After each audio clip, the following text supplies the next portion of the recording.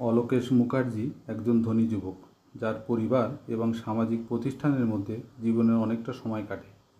একদিন একটি ট্রেন দুর্ঘটনায় তার মস্তিষ্কে আঘাত লাগে এবং তিনি স্মৃতিভ্রষ্ট হয়ে পড়েন। তার পরিবার তাকে মৃত ভেবে নেয়।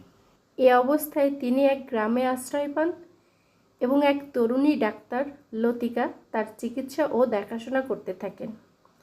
ধীরে ধীরে অলোকেশ সুস্থ হতে থাকেন এবং দুজনের মধ্যে ভালোবাসার সম্পর্ক গড়ে ওঠে। অলোকেশের স্মৃতি ফিরে আসার পর তিনি আগের জীবনে ফিরে যান এবং লতিকাকে ভুলে যান, কারণ তার বর্তমান স্মৃতিতে সে অংশ নেই। পরবর্তীতে লতিকা কলকাতায় গিয়ে আবার অলোকেশের সামনে আসে, কিন্তু তিনি এখন তাকে চিনতে পারেন না।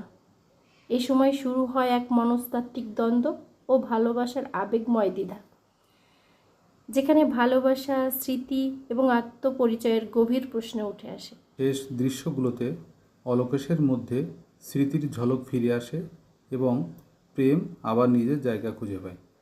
এতক্ষণ শুনছিলেন হারানো সুর সিনেমার কাহিনী। হারানো সুর 1957 সালে মুক্তিপ্রাপ্ত এক কালজয়ী বাংলা চলচ্চিত্র। এটি পরিচালনা করেন অজিত লাহিড়ী এবং প্রযোজনা ও অভিনয়ে ছিলেন মহানায়ক উত্তম কুমার।